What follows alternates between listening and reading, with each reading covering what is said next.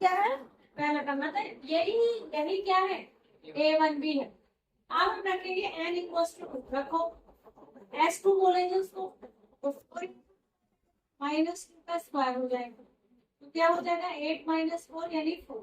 तो जो S2 है ना बेटा, 4 जो आया है, ये पहले टर्म का सम, दो टर्म का ही सम हुआ है ना।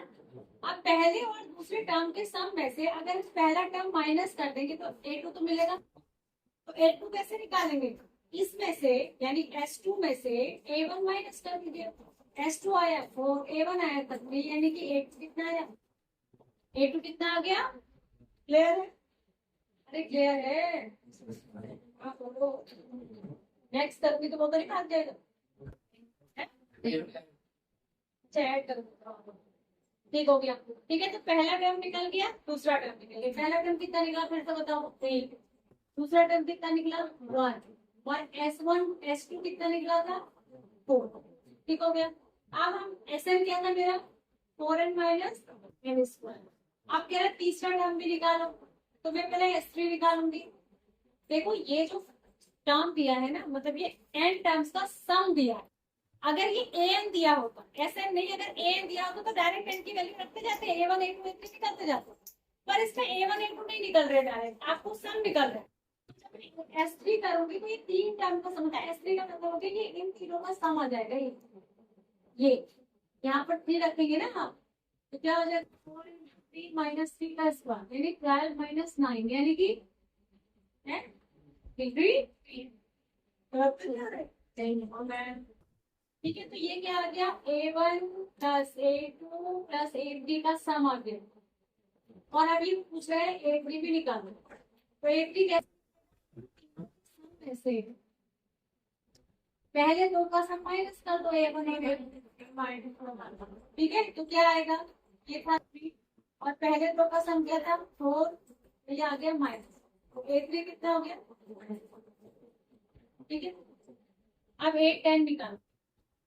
8 10 कैसे निकलेगा, कौन मुझे बताए। 8 10 मतलब क्या हुआ, शुरू के एन टर्म्स का, सॉरी 10 टर्म्स का सम है ना। 8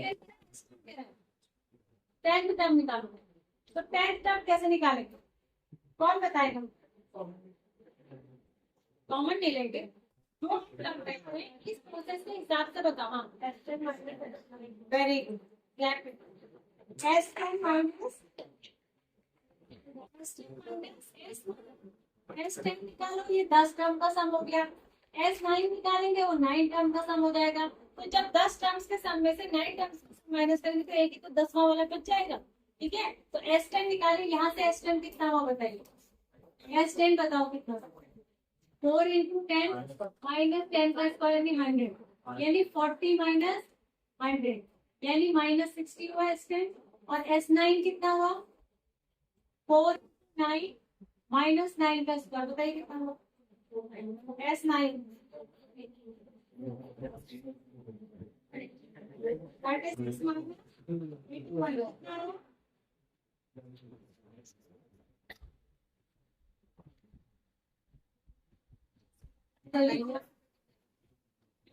माइनस, ग्यारह में से 6 गए, 5,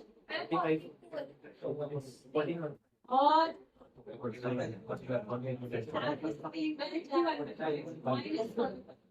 कितना है -का 44। ये क्या है, S9, क्या है S9, और ये S10 है। फिर से देखिए, S10 कितना आया था, -60, S9 कितना आया, -45। हमें क्या निकालना है, 10 टर्म A10, तो हो जाएगा S10 माइनस S9, यानी -60 माइनस -45, यानी -60 प्लस 45, यानी माइनस। ठीक है, आप कह रहे हैं nth टर्म निकालो, AN, AN कैसे निकलेगा, बताओ ऐसे, बताओ सेम ऐसे निकलेगा, AN कैसे निकलेगा, SN minus SN minus 1, very good, SN minus SN minus 1। ठीक है, अब SN तो हमारे पास है, कहाँ दिया, SN तो ये दिया ही है, 4n minus n, SN minus 1 निकालो, एस एन माइनस वन का क्या मतलब है, जहां जहां एन है वहां वहां एन माइनस वन रखना, 4 इंटू एन माइनस वन और माइनस एन माइनस वन का स्क्वायर, है ना?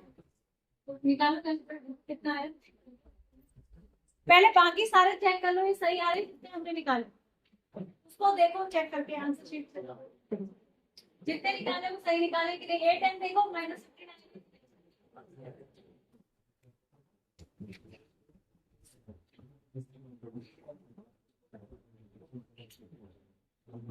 देख लो, चेक करो इसको, ये ठीक है। अब ये निकालो एस एन माइनस वन, ऐसे तो आपको दिया ही है, एस एन माइनस वन निकालो, ए माइनस बी का फॉर्मूला और इस बार खोल दो, ये हो जाएगा 4n माइनस 4, इसमें माइनस अभी रहने दो, पहले इसको खोल दो, n minus one a square b square minus 2ab 4n minus 4 minus N square minus 1 plus 2 5 minus 12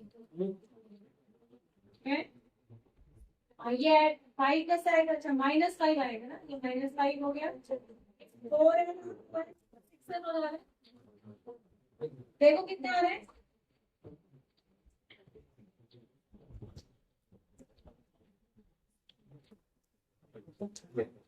कितना आ रहा है, देखो ये आ रहा है, अभी आंसर नहीं आया है, सबका ये आ रहा है minus N square plus 6n minus 5, ये और n माइनस 1 है,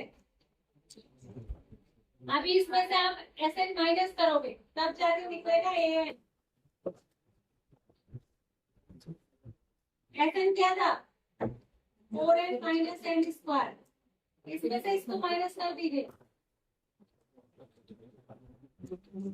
अब बताइए इसको कैलकुलेट करके आंसर को,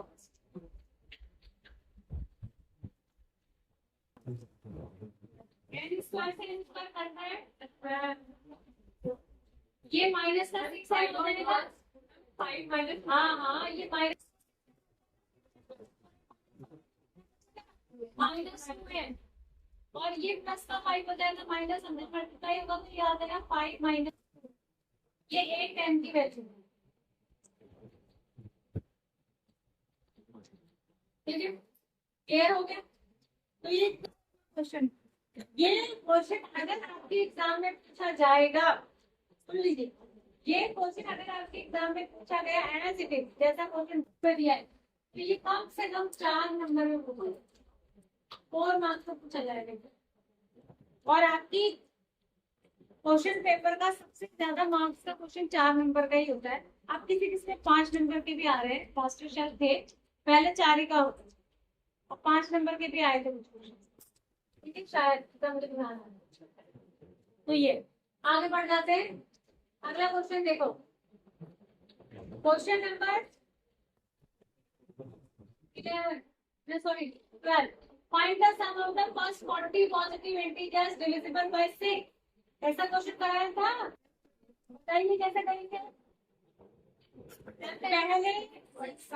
पहले 40 पॉजिटिव इंटीजर्स का मतलब काउंटिंग की बात कर रहे हैं, तो पहले मान लिया हमने सारी काउंटिंग लिख ली, अब उसमें से 40 पॉजिटिव इंटीजर्स ऐसे ढूंढे जो 6 से डिविजिबल हो, तो जब हम 6 से डिवाइड होने वाला पहले नंबर तो 6 ही होगा, दूसरा नंबर 12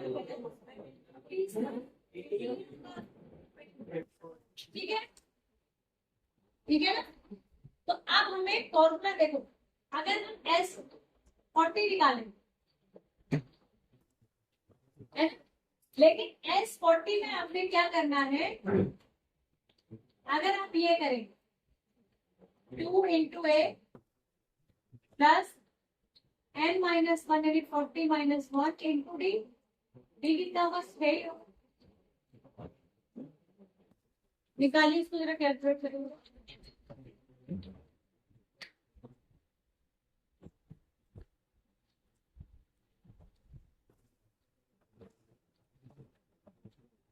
कैलकुलेट करिए, कैलकुलेशन बहुत फास्ट होनी चाहिए, कैलकुलेशन पे इतनी देर कहने तक तो निकल जाना चाहिए।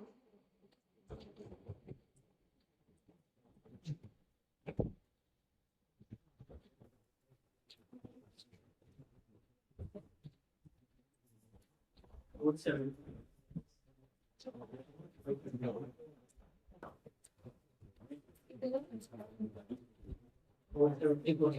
470 हो रहे क्या है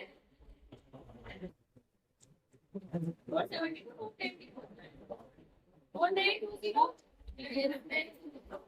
नहीं है ना आंसर क्या है आंसर फिर से चेक कर लिया देखो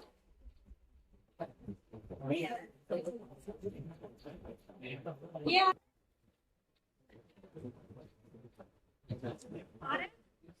मेरी बात सुनो मैंने क्यों कहा ऐसे कुछ क्वेश्चन हमने पहले भी करे थे जहाँ मैंने जहाँ क्वेश्चन थोड़े से चेंज करके दिए थे कि 7 से डिवाइड नंबर बताओ 4 से डिवाइड होने वाले 3 डिजिट के नंबर बताओ तो वहाँ ये फॉर्मूला अप्लाई कर रहे थे क्या नहीं ये फॉर्मूला अप्लाई नहीं कर रहे थे वहां पर ये वाला फॉर्मूला अप्लाई कर रहे थे ऊपर क्लास नंबर पे ढूंढ रहे थे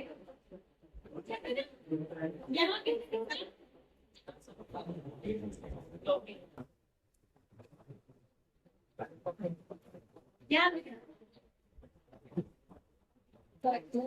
ये संख्या का फॉर्मूला है वहां के क्या में से नंबर कितने नंबर होंगे हैं मतलब ये करता है क्या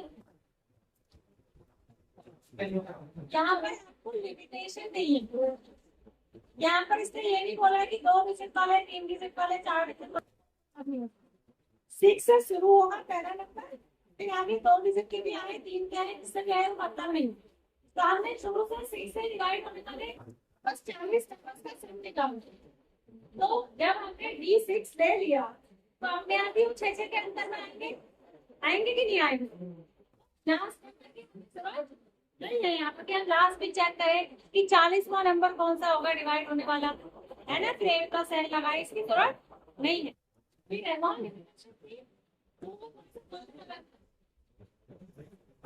हो गई शायद आज के लिए इतना बहुत